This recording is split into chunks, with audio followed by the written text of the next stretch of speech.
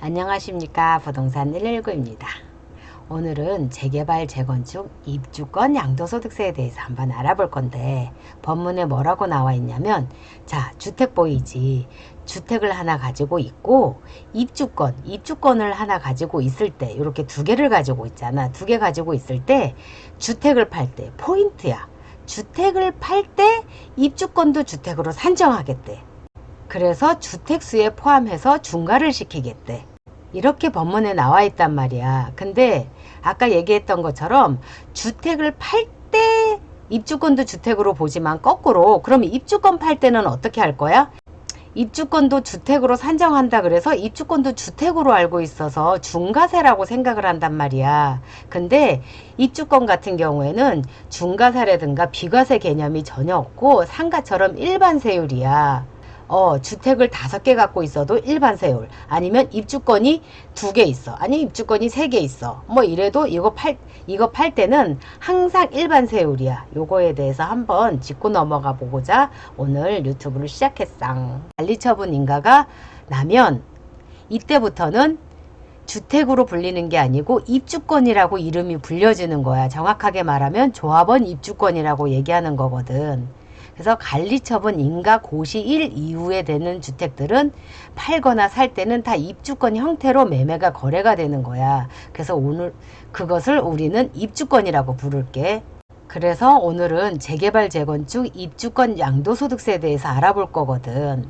우리가 보통 부동산 대책하면 최근래에 8.2 대책이 있었고, 그 다음에 9.13 대책이 있었고, 또 거꾸로 거슬러 올라가게 되면 노무현 정부 때 8.31 대책이 있었어. 그때도 시장을 뒤흔들 만한 큰 태풍급의 대책이었어. 근데 여기에 뭐라고 돼 있었냐면 2005년 8월 31일 날 대책이 발표나면서 그 다음에 2006년 1월 1일부터 뭐라고 돼 있냐면, 아까 얘기했던 대로 주택과 입주권을 가지고 있을 때 주택을 팔 때 입주권도 주택으로 산정한다라는 규정이 들어온 거야. 즉 입주권도 주택수에 포함시키겠다는 거지. 그래서 다시 한번 정리해 볼게. 자, 주택을 가지고 있고 입주권을 가지고 있어. 근데 주택을 팔 때 입주권도 주택으로 본다. 여기서 포인트가 뭐라고? 주택을 팔 때라는 얘기인 거지. 그러면 주택 말고 입주권을 팔 때는 어떻게 돼? 입주권을 팔 때는 일반 세율이야. 중과세라든가 비과세 개념이 전혀 없이 상가하고 똑같아. 일반 세율이야. 이거를 먼저 팔 때 일반 세율이야. 그러면 나 입주권 3개 가지고 있는데 3개 갖고 있어도 나 하나 팔 때도 일반 세율이야? 일반 세율이야. 그러면 나 주택이 2개 있고 입주권이 2개 있어. 그래서 4개야. 4개인데 입주권을 팔 때 그래도 일반 세율이야? 일반 세율이야. 우리가 입주권을 주택으로 산정하다 보니까 다 주택으로 보는데 요거 입주권을 팔 때는 일반 세율이라는 거지. 자, 여기서 절세 팁이 하나 나오겠지. 봐봐, 주택을 2개 가지고 있어. 근데 오늘 내일 관리처분 인가가 난대. 그러면 관리처분 인가 난 다음에 팔면 일반 세율이다 보니까 주택 2개를 가지고 있을 때 양도세와, 아니면 일반 세율 됐을 때 팔았을 때 양도세를 계산을 해봐서 양도소득세가 작게 나오는 부분을 선택해서 팔면 되겠지. 우리 아들이 맨날 엄마 눌려먹거든. 목 위에 붙어있는 거는 언제 써먹을 거냐고. 자, 목 위에 붙어있는 요거 써먹는 사람 궁금증이 생기겠지. 어떤 궁금증이 생겨? 입주권이 하나밖에 없는데 나 그러면 비과세 안 돼? 요럴 때 대해서 또 체크해 볼게. 자, 집을 하나 가지고 있는 1세대가 10년을 집을 가지고 있었어. 근데 재개발, 재건축으로 인해서 관리처분이 난 거야. 근데 이 1세대가 입주권 형태로 집을 팔려고 할 때, 이럴 때도 일반 세율이야? 나 비과세 안 해줘?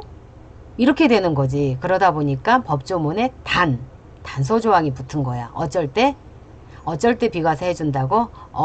집이 하나 가지고 있을 때 관리처분 2년 전에 보유하고 있다면 비과세를 해주겠대. 어쩐다고? 관리처분 2년 전에 보유하고 있으면서 집이 하나밖에 없는 사람은 비과세를 해주겠대. 그래서 단서 조항이 들어왔어. 이럴 때는 일시적 2주택도 해당이 된대. 자, 3순위가 집을 하나 가지고 있는데 1년 후에 관리처분이 됐고 철거, 착공하면서 2년 후에 집을 팔았어. 입주권 형태로 집을 팔았어. 삼순이는 3년을 집을 보유했어. 그리고 집이 하나밖에 없어. 이럴 때도 양도소득세는 비과세되지 않아. 왜냐면 관리처분 전에 2년을 보유하고 있어야 돼. 여기서 포인트는 뭐라고?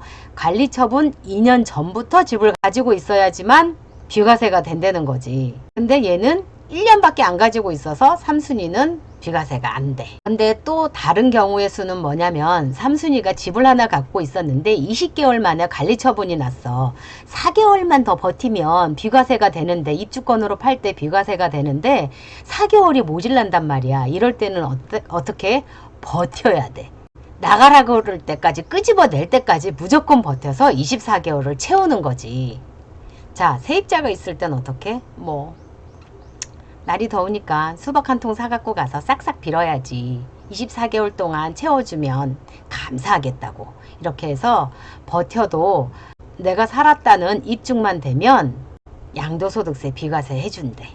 여기서 체크할 거 하나는, 살았다는 입증을 내가 해야 되다 보니까 철거 사실 확인서라든가 아니면 전기세, 수도세, 철거했다는 영수증 이런 거를 가지고 있으면 나중에 입증하기가 좀 편하겠지.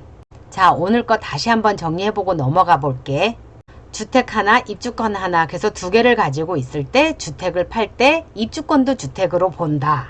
근데 입주권을 먼저 팔 때는 일반 세율이다.